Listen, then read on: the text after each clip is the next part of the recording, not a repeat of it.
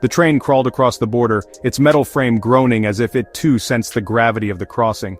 The landscape outside the window shifted subtly, the familiar giving way to the unknown, and I felt a strange mix of excitement and apprehension settle in my chest.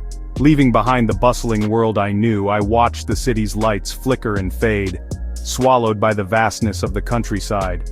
The hum of conversation and the clatter of daily life grew distant, replaced by the rhythmic lull of the train as it pressed onward. Each click of the wheels felt heavier, a solemn reminder that I was entering a place few outsiders ever see. The faces around me were drawn and silent, their eyes fixed on the horizon or lost in private thoughts, as if we all shared an unspoken understanding of the journey's significance. Gone were the familiar sights of open markets and lively chatter, replaced by a silence so profound it hummed in my ears. The train stations we passed were deserted, their platforms echoing with memories of a busier past now surrendered to the quiet. Even the air seemed different, thicker, tinged with a sense of secrecy and caution. Every mile we traveled felt like a step further from the world I understood, and deeper into a realm where every gesture and glance carried hidden meaning. It was as if the air itself thickened with the weight of secrecy, a palpable barrier separating me from the world I had left behind. The mist outside blurred the landscape, making it hard to tell where one country ended and another began. This, I realized, was just the beginning of my journey into the heart of the world's most isolated country. The further we traveled, the more the outside world seemed to dissolve, replaced by a sense of suspended reality. My visa, a precious document obtained after months of waiting and countless bureaucratic hurdles, felt heavy in my hand. I remembered the endless paperwork, the interviews, the uncertainty of whether I would ever be granted permission to enter. It was a tangible symbol of the privilege and the burden of witnessing a place so fiercely guarded from the outside world. The border guard's eyes lingered on every page, their scrutiny a reminder that entry here was never guaranteed and always conditional. As dusk settled, the compartment grew quieter still. I found myself reflecting on the stories I'd heard, of secrecy, of hardship, of resilience, and wondered how much of it I would truly understand by journey's end. As the train snaked through endless fields, I couldn't help but feel a surge of anticipation, mingled with a healthy dose of trepidation. The landscape seemed to stretch on forever, a reminder of how far I was from home, and how much further I had yet to go. What awaited me in this land of mystery? I pressed my forehead to the cool glass, heart pounding, knowing that the answers would reveal themselves only in time, and only to those willing to make the long, uncertain journey. The Democratic People's Republic of Korea, more commonly known as North Korea, has long held the title of the world's most isolated nation. Often referred to as the Hermit Kingdom, North Korea is a place where mystery and secrecy are woven into the very fabric of daily life. Its capital, Pyongyang, stands as a symbol of both the country's ambitions and its enigmatic nature, with grand monuments and wide boulevards that few outsiders ever see. Nestled in East Asia, bordered by China to the north and South Korea to the south, its history and present are shrouded in a veil of secrecy, making it a source of endless fascination and speculation. The country's rugged mountains and rivers form natural barriers, but it is the invisible walls, those of ideology and policy, that truly separate North Korea from the rest of the world. Its borders are among the most heavily fortified on the planet, and crossing them is nearly impossible for ordinary citizens. The country's isolation is not merely geographical, it's a carefully constructed wall of ideology, politics, and history, meticulously maintained for over 7 decades. The Demilitarized Zone, or DMZ, stands as a stark reminder of the ongoing conflict and division that have defined the Korean peninsula since the mid-20th century. Here, soldiers stand watch day and night, and the tension is palpable, a living testament to the unresolved legacy of war. This isolation stems from a complex web of factors, including the devastating Korean War, which solidified the division of the Korean peninsula, and the subsequent adoption of a strict communist ideology known as Juche, emphasizing self-reliance and national unity. The scars of war are still visible in the collective memory of the nation, and the government has used these memories to foster a sense of unity and resilience. Juche, the guiding philosophy, is more than just a political doctrine. It is a way of life that shapes every aspect of society, from education to the economy. For decades, North Korea has existed in relative isolation from the global community, its interactions with the outside world carefully controlled and monitored. Foreign visitors are rare and always accompanied by government minders, while citizens have little access to information beyond state-approved media. Despite these restrictions, life in North Korea continues, shaped by a unique blend of tradition, ideology, and resilience, a nation both hidden and enduring, waiting to be understood. Pyongyang, the capital city of North Korea, is a metropolis unlike any other. Monumental buildings in socialist realist style dominate the skyline, their grandeur a testament to the country's architectural ambitions.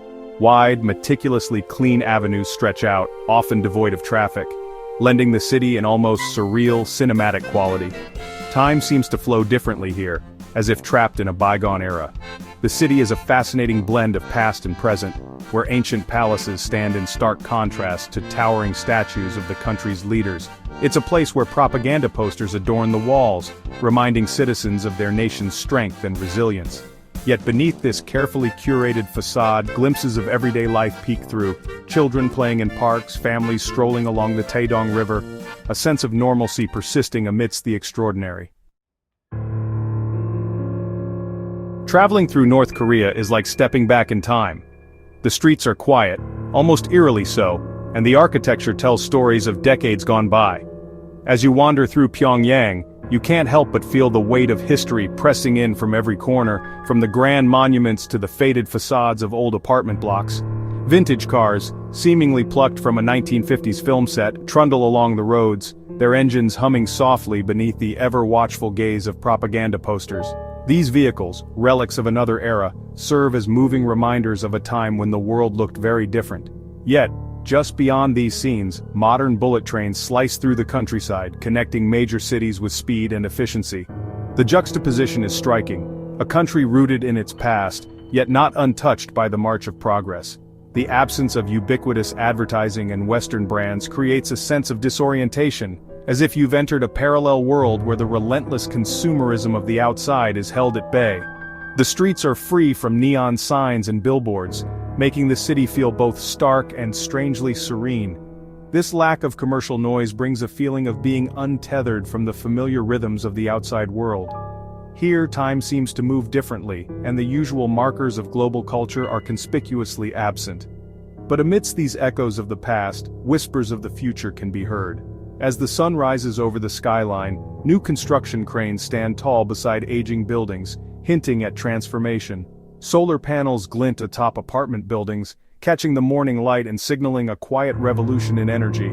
These panels, and the workers who install them, are a sign of the country's push for renewable energy, a small but significant step toward modernization and sustainability.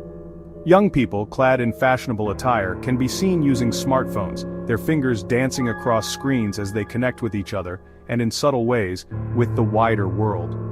These glimpses of technology hint at a growing awareness of, and connection to, the outside world, even if access remains limited and tightly controlled. North Korea, it seems, is at a crossroads, standing between the traditions of its past and the possibilities of its future. The country is grappling with the challenges of maintaining its isolation while cautiously embracing the winds of change. In this delicate balance, the echoes of the past and the whispers of the future intertwine, shaping a nation in transition. Despite the challenges of living in one of the world's most isolated nations, the people of North Korea approach their daily lives with resilience and resourcefulness. Families gather for meals of kimchi, rice, and stews, sharing stories and laughter that honestly transcend political boundaries. Children dressed in their school uniforms walk hand in hand to class, their laughter echoing through the streets. Life here is undeniably different, shaped by the country's unique political and social landscape. Access to information is tightly controlled, and the internet, while slowly becoming more accessible, still remains limited to a select few. Yet, amidst these constraints, the human spirit really shines through, in the warmth of a stranger's smile, the shared laughter of children playing in the park, and the quiet dignity of a people determined to persevere. Beyond the bustling cities, North Korea's natural beauty unfolds like a secret garden. Towering mountains cloaked in emerald forests pierce the sky, their peaks often shrouded in mist, lending an air of mystery to the landscape. Crystal-clear rivers wind their way through lush valleys, their banks dotted with traditional villages where life continues at a slower, more deliberate pace. The country's isolation has, in many ways, served as a shield, protecting its natural wonders from the environmental degradation that plagues many parts of the world. Vast swaths of untouched wilderness remain, home to a diverse array of flora and fauna, a testament to the country's commitment to environmental preservation. It's a stark reminder that even in the most isolated corners of the world, nature's beauty endures. Traveling in North Korea is an exercise in challenging preconceived notions. It's a reminder that beyond the headlines, beyond the political rhetoric, lie human beings with hopes, dreams, and aspirations that transcend geographical borders. In the shared laughter of children playing in the park, the quiet dignity of an elderly woman tending her garden, the warmth of a stranger's smile, I found myself connecting with the human spirit in its purest form.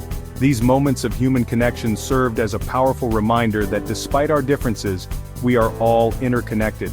They challenged me to look beyond the political narratives and see the individuals living their lives, raising their families, and striving for a better future. It was a humbling experience, one that forever altered my perspective on the world and our place in it. As my journey through North Korea drew to a close, I couldn't help but reflect on the power of human connection to break down walls, both literal and metaphorical. Despite the challenges, despite the barriers that separate us, it's in our shared humanity that we find hope for a more peaceful and interconnected world. Engagement, not isolation, is the key to fostering understanding and empathy. By reaching out, by engaging in dialogue, by building bridges of communication, we can begin to chip away at the walls of mistrust that divide us. It's a long and arduous journey, but one that is essential if we are to create a world where peace and understanding prevail. The allure of the unknown, the desire to venture beyond the familiar, is a fundamental aspect of the human spirit. In exploring the world's most isolated country, I discovered not only a different way of life, but also a deeper understanding of myself and the world we inhabit. It was a journey that challenged my preconceived notions, expanded my horizons, and left an indelible mark on my soul. The lessons learned from this journey extend far beyond the borders of North Korea. They serve as a powerful reminder that despite our differences, despite the barriers that divide us, we are all connected. It's a message of hope, a call to action, an invitation to embrace the unknown, and in doing so, discover the shared humanity that binds us all.